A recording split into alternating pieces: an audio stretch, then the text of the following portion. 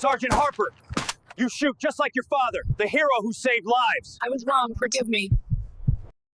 You know, sometimes you walk into a rumor in this case, a dusty training range under that relentless San Diego sun. You can feel the weight of every eye on you, judging, waiting for you to slip up just so they can say, told you so.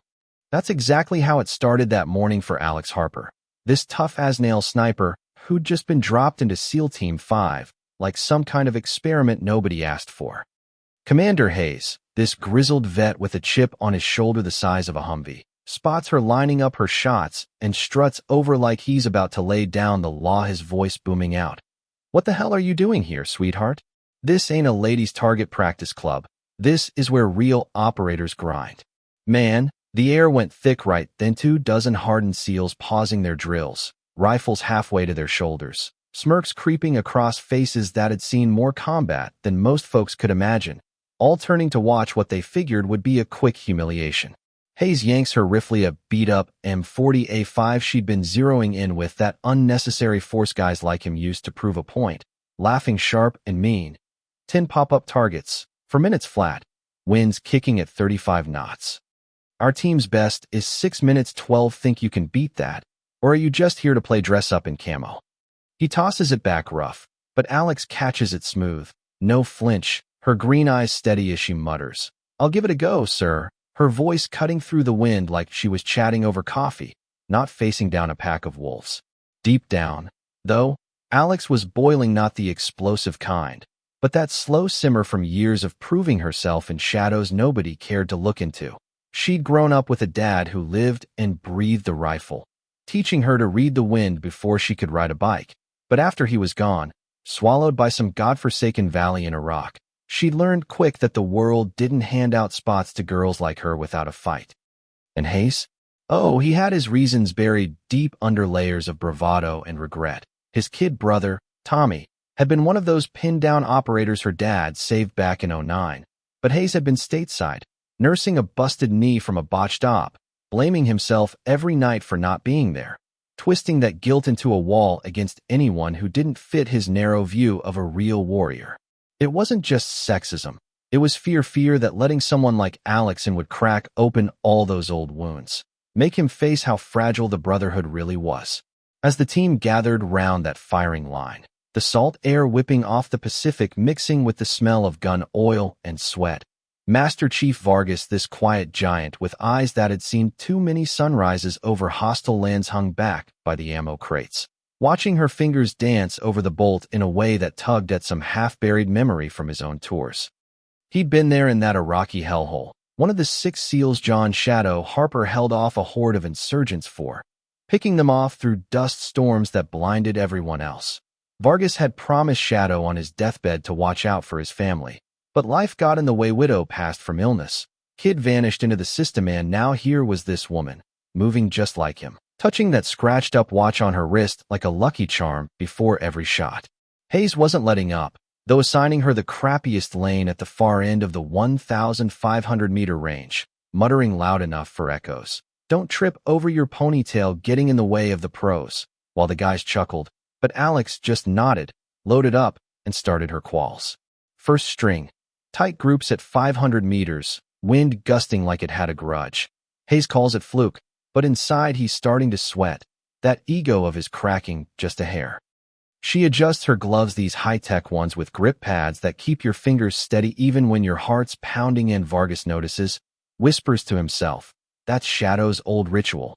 His gut twisting, because if she's who he thinks, this whole day's about to flip on its head.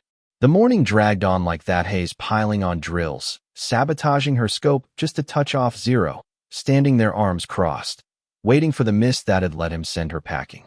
But Alex? She studies the rifle for a beat, tweaks it by feel, alone mental math on bullet drop and spin drift racing through her head, and bam, 10 rounds dead center at 700 meters, the wind howling like a banshee.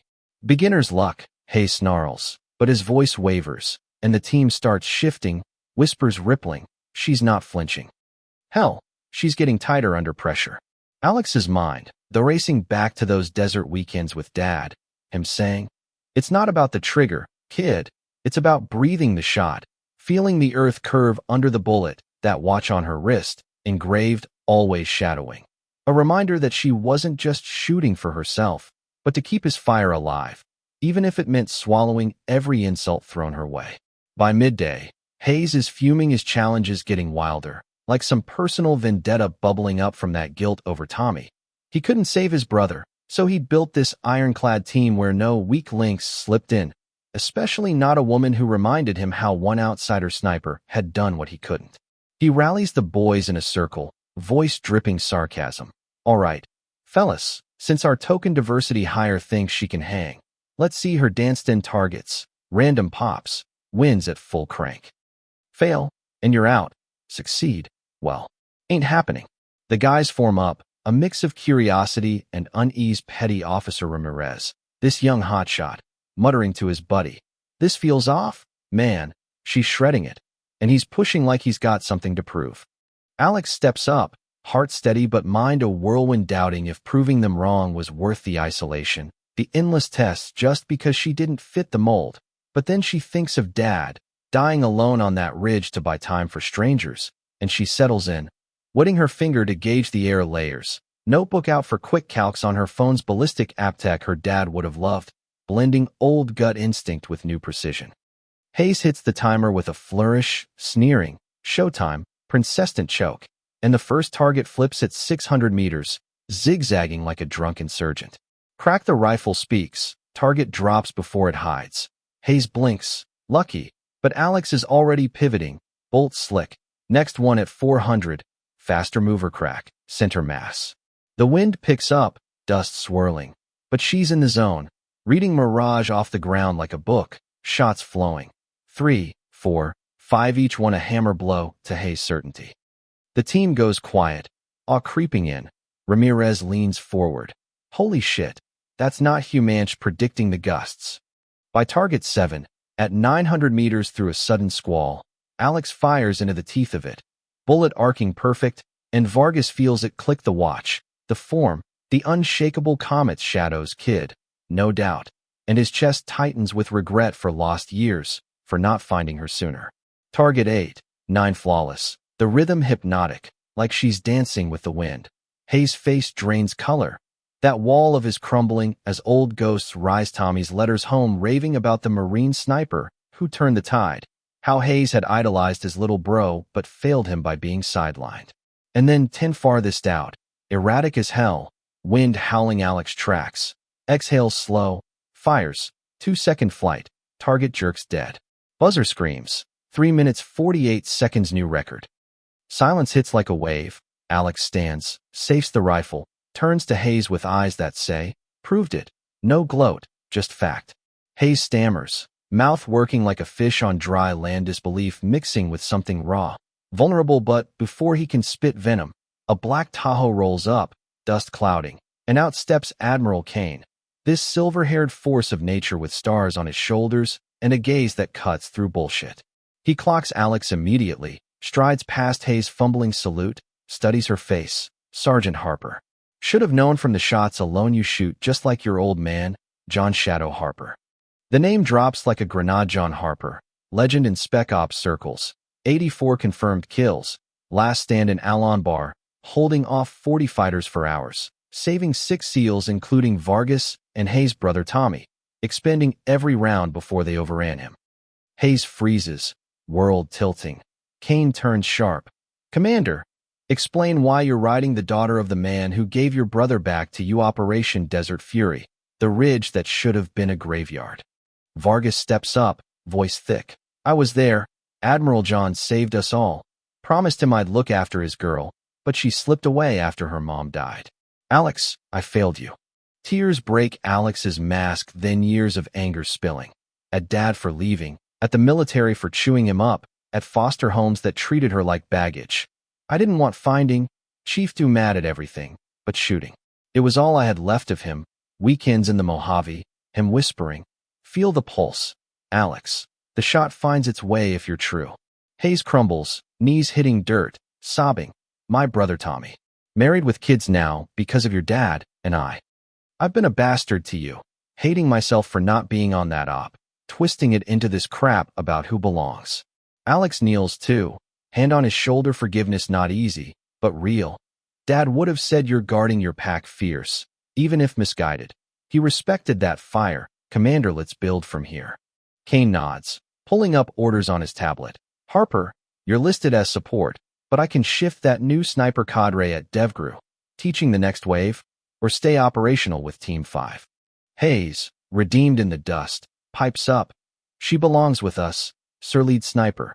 No question. I owe her that and more. Alex pauses, inner tug-of-war, hiding in shadows or stepping into Dad's light.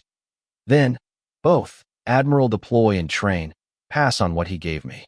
The range cleared slow that day, sun dipping, but change hung heavy. Hayes vowing to his team. No more bullshit judgments, skills all that counts. A plaque later going up. Strength sees no labels, only the shot. Months on, Alex deploys twice. Bronze Star for classified heroics, saving lives in hot zones. Revamped training with Dad's instincts plus drone tech and AI ballistics, turning shooters into thinkers. Hayes transforms into an equality champ. Desk photo of Tommy's family, a daily reminder, pushing barriers down across the command. But here's the thing that sticks with me: Alex practicing alone at dawn. Fog rolling in, shots echoing like whispers from the past. She touches that watch, feels Dad there, knowing true victory wasn't the targets, but cracking hearts open, showing legacies don't care about gender, just grit. Yet, you gotta wonder, in a world still stacked with old guards like Hayes was, how many Alexes get buried before they shine?